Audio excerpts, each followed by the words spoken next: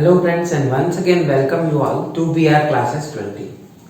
World geography की last class में हमने देखा था कि कैसे डिफरेंट जो लैटिट्यूड्स थे हमारे अक्षांशों की जानकारी हमने दी थी और हम देखे थे कि 7 महाद्वीप और 4 महासागर कैसे अवस्थित हैं। आज का जो वीडियो होगा वह हम देखेंगे कि लॉन्गिट्यूड्स का क्या इफेक्ट होता है, क्यों होते हैं और क्या इनका जरूरत है, और हम बात करेंगे इंटरनेशनल डेट लाइन की, इन्हें पार करने से क्या होता है। तो इन सब की जानकारी आज हमको डिस्कस करेंगे। तो बहुत जल्दी से स्टार्ट करूंगा वीडियो। यदि आपने चैनल को सब्सक्राइब नहीं किया है तो सब्सक्राइब कर लीजिए और वीडियो पसंद आए तो लाइक जरूर कर दीजिएगा। वर्ल्ड ज्योग्राफी की सीरीज हम लेकर के आए हैं और इसे हम कंटिन्यू करेंगे। इस बीच में मैं मैथ्स की क्लास भी लाऊंगा, डोंट वरी, हम पूरा सिलेबस कंप्लीट करेंगे। तो चलिए स्टार्ट करते हैं आज का वीडियो।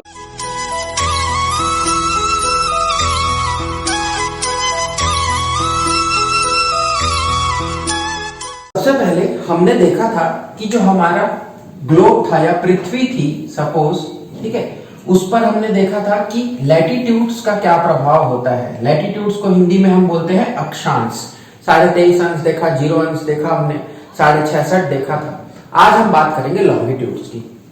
तो सबसे पहले आपको लॉन्गिट्यूड्स क्या होते हैं और इन्हें कैसे निर्धारित किया जाता है वो हम देखते हैं। सबसे पहले आपको पता है कि यहाँ पर है हमारा नॉर्थ पोल और दक्षिण में है हमारा साउथ पोल। तो कुछ रेखाएं जो नॉर्थ पोल से साउथ पोल को कनेक्ट करती हैं और कुछ इस तरह से वह चलती हैं, मतलब north pole to south pole वो चलेगी। तो इन रेखाओं को हम क्या बोलते हैं? इन रेखाओं को हम हिंदी में कहते हैं देशांतर रेखाएं, ठीक है। अब आपके मन में सवाल आ रहा होगा कि देशांतर क्यों कहा जाता है। तो दो देशों के या दो स्थानों के बीच अंतर दर्शाने के लिए इन रेखाओं को बनाया जाता है। इमेजिनरी लाइन्स है, आभासी रेखाएं हैं, और इन रेखाओं का जो केंद्र बिंदु है या जो स्टार्टिंग पॉइंट है वो होगा आपका एक स्थान है जो कि जिसे हम क्या मानते हैं? हम 0 डिग्री मानते हैं, ठीक है, जिसे आप क्या कहते हैं? 0 डिग्री लॉन्गिट्यूड कहते हैं, ठीक है, मतलब 0 डिग्री की देशांतर रेखा। और ये रेखा गुजरती है ग्रीनविच से। ग्रीनविच एक जगह है, ये कहां पर है? ये यूनाइटेड किंगडम लंदन में एक स्थान है, लंदन के पास में, और यहाँ पर एक रॉयल एस्ट्रोनॉमिकल लेबोरेटरी है। वहीं पर 1884 में हुए एक अंतरराष्ट्रीय समझौते के दौरान इसे 0 डिग्री लॉन्गिट्यूड माना गया था। और इसी स्थान से, मतलब ग्रीनविच का जो 0 डिग्री है, वहां से यदि आप पूर्व की ओर जाएंगे तो आपको ईस्टर्न लैटिट्यूड्स लॉन्गिट्यूड्स मिलेंगे, और आप वेस्ट की तरफ जाएंगे तो वेस्टर्न लॉन्गिट्यूड्स आपको मिलेंगे। तो यहां से 0 डिग्री से चालू करते हुए यदि आप एक सर्कल पूरा घूमे तो आपको क्या मिलेगा? 0 डिग्री ईस्ट से लेकर 180 डिग्री ईस्ट लॉन्गिट्यूड और 0 डिग्री वेस्ट से 180 डिग्री वेस्ट लॉन्गिट्यूड। तो इस तरह से आपको अक्षांशी और देशांतरी जो जानकारी है उसके आधार पर आप किसी भी स्थान को क्या करते हैं?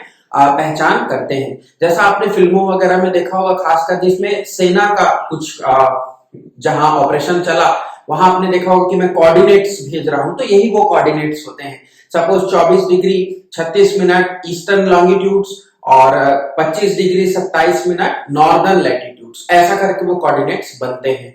तब दो स्थान, मान लीजिए ये एक लॉन्गिट्यूड ऐसा चला और ये लैटिट्यूड चला, इस स्थान के बारे में मुझे जानकारी देनी है तो मैं क्या करूंगा? इस लैटिट्यूड का अंश और इस लॉन्गिट्यूड का ये जो अंश यहां मिल रहा है उसे मैं क्या करूंगा? उसे मैं किसी को भेज दूंगा। तो यही होता है देशांतर और अक्षांशीय रेखाओं के मिलन को हम एक ज्योग्राफिकल लोकेशन बोलते हैं।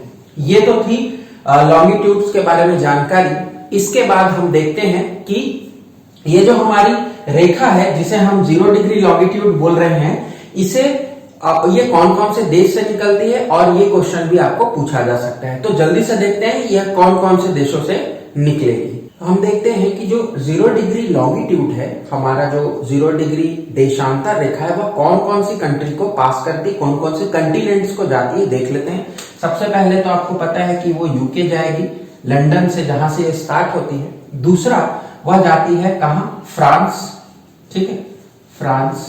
फिर और ये तीसरी जो देश को टच करेगी वह है स्पेन। ये जो दो हैं और ये तीसरा भी है, ऑफ कोर्स तीनों ये यूरोप के आपके कंटिनेंट्स में आएंगे, ठीक है। फिर ये चले जाती है अफ्रीका, जहां पर ये सबसे पहले टच करती है अल्जीरिया को, देन ये टच करती है माली को, देन ये टच करती है बुर्किना फासो, एक कंट्री है बुर्किना फासो, फिर ये टच करेगी टोंगो और लास्ट में टच करेगी घाना को।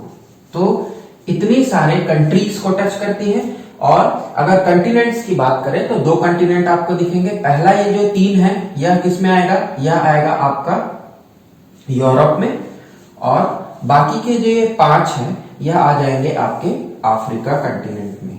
तो इस तरह हम देखते हैं कि इंटरनेशनल जो हमारे 0 डिग्री क्या है लॉन्गिट्यूडल लाइन है वह 8 देश यूके, फ्रांस, स्पेन, अल्जीरिया, माली, बुर्किना फासो, टोंगो और घाना, इनको टच करती है, 2 कंटिनेंट्स को।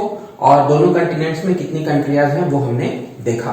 अब हम बात करेंगे एक और इंपॉर्टेंट लॉन्गिट्यूड लाइन की, जिसे हम कहते हैं international date line. International date line ideal जो रेखा है वह 180 डिग्री लॉन्गिट्यूड रेखा को हम बोलते हैं। यह रेखा जो है आपके ये अगर मैं बात करूं तो ये है आपका रशिया, और इधर कहा जाता है अलास्का, या फिर आप बोल सकते हैं कि ये उत्तरी अमेरिका है, ठीक है, नॉर्दर्न अमेरिका। और आपका ये वाला जो पोर्शन है मतलब आप बोल सकते हैं कि एशिया, ठीक है, उसमें आपको दोनों के बीच में वह रेखा दिखती है 180 डिग्री। यहां पर एक सागर है जिसे आप कहते हैं बेरिंग सी, ठीक है, बेरिंग सी। और इसी सागर के पास यदि आप बोले तो वहां पर एक बेरिंग स्ट्रेट करके पड़ता है, स्ट्रेट। और हम देखेंगे बे क्या होता है, स्ट्रेट क्या होता है, यदि आप और डीप में जाएंगे तो आपको पता चलेगा। तो बेरिंग स्ट्रेट से पास होता है इंटरनेशनल डेट लाइन, और यह पास होकर के इधर पर जो कुछ छोटे छोटे द्वीप, ठीक है, इस टाइप के जो द्वीप पड़ते हैं तो उन पर क्या होता, अगर हम इसे बीच से सीधे लेकर के चले जाते तो कुछ द्वीप उसके बीचों बीच चलते, तो वहां पर ये डिसाइड नहीं कर पाते कि उस द्वीप में कौन सा समय होगा, कौन सा दिन वहां पर होगा। तो इसीलिए इस रेखा को हम क्या मानते हैं, हम उन द्वीपों से अलग करके उन्हें एक तरफ ले लिया गया है। तो ऐसा अरेंजमेंट किया गया था। अब इसका जो इंपॉर्टेंस है वह क्या है, तो यदि आप, ये है आपका ईस्टर्न पार्ट, ठीक है, ये आपके पूर्वी भाग है, और ये है आपकी वेस्ट भाग, ठीक है, वेस्टर्न भाग, ठीक। यदि कोई व्यक्ति ईस्ट से वेस्ट की तरफ जाता है और इस इंटरनेशनल डेट लाइन को क्रॉस करता है, मतलब पार करता है, और ये किधर जा रहा है, ईस्ट से वेस्ट की तरफ, तो इसे एक दिन कम होता है। मतलब यहां पर आप बोले कि लूजेस अ डे, मतलब एक दिन वो क्या हो जाएगा, कम हो जाएगा उसके दिन का। जैसे अगर वो 2 तारीख को यहां से निकला तो वहां पर जाकर के फिर वह 1 तारीख ही बन जाएगा। क्लियर। अब हम जाएंगे वेस्ट से ईस्ट की ओर, मतलब अगर कोई व्यक्ति वेस्ट से ईस्ट की ओर आता है तो वो क्या करता है, वह दिन को गेन करता है, मतलब उसे एक दिन का फायदा होता है। तो यदि यहाँ 2 तारीख थी तो यहाँ पर वो कौन सी तारीख हो जाएगी, वहां यह 3 तारीख बन जाएगी। तो इस तरह से इंटरनेशनल डेट लाइन का भी बहुत इंपॉर्टेंस होता है। अब हम एक छोटा सा कैलकुलेशन देखेंगे सिर्फ 20 सेकंड का, और ये वीडियो में समाप्त करूंगा।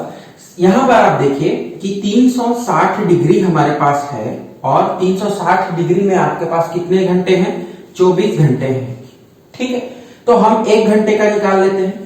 तो 1 घंटे में यदि आप 24 को 360 दोनों को डिवाइड करेंगे तो आपको मिलेगा कितना, 15 डिग्री, ठीक है। और यदि आप 1 डिग्री को निकालना चाहें, मतलब 1 घंटे में 15 डिग्री आपका आएगा।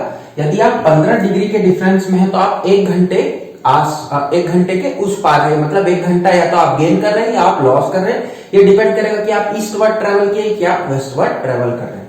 नेक्स्ट, अगर हम 1 डिग्री की बात करें तो 1 डिग्री में होता है आपका 4 मिनट, मतलब 1 डिग्री का यदि लॉन्गिट्यूड में फर्क आ रहा है तो वो 4 मिनट फर्क को दिखाता है। इसका मतलब आप समय की गणना भी यहां से करते हैं। भारत में जो डेट लाइन लिया जाता है, या आईएसटी जिसको बोलते हैं, इंडियन स्टैंडर्ड टाइम से कहा जाता है, तो आईएसटी का जो लोकेशन है वह है 82 डिग्री एंड 30 मिनट्स, या इसको आप 82.5 डिग्री भी बोलते हैं, 5 डिग्री भी कहा जाता है। और ये कहां से पास होती है? ये नैनी इलाहाबाद से पास होता है। नई बुक में आपको कुछ और मिलेगा, आप एनसीईआरटी फॉलो करिए, वहीं से ही ये डेटा लेता है। तो 82.5 डिग्री आपको इंडियन स्टैंडर्ड टाइम पास होता हुआ दिखेगा। जब हम भारत का भूगोल पढ़ेंगे वहां हम इसको और डिटेल में देखेंगे। तो आज के इस लॉन्गिट्यूड वाले वीडियो में इतना ही। आई होप कि आपको देशांतर रेखाओं का ज्ञान हो गया होगा और इतने सरल क्वेश्चन ही आपके आते हैं। यदि आपको ये क्वेश्चन कभी पूछ दे, ऐसे तो पूछेगा नहीं, लेकिन ये जानकारी भी आपको होनी चाहिए कितने डिग्री में कितने मिनट का और कितने देर का फर्क होता है। तो इस तरह से आपका जो लॉन्गिट्यूडनल जो चैप्टर था या जो टॉपिक था वो कंप्लीट होता है। नेक्स्ट वीडियो में हम देखेंगे कि सीजन कैसे बदलते हैं और दिन और रात बराबर क्यों होता है, दिन बड़ा क्यों होने लगता है और रातें छोटी क्यों होती है। तो नेक्स्ट वीडियो में हम मिलते हैं अपने वर्ल्ड ज्योग्राफी की सीरीज में। तब तक के लिए आप सभी स्वस्थ रहिए, मस्त रहिए। वीडियो को लाइक जरूर कर दीजिएगा और चैनल पर यदि नए हैं तो सब्सक्राइब कर लीजिएगा। Thank you very much.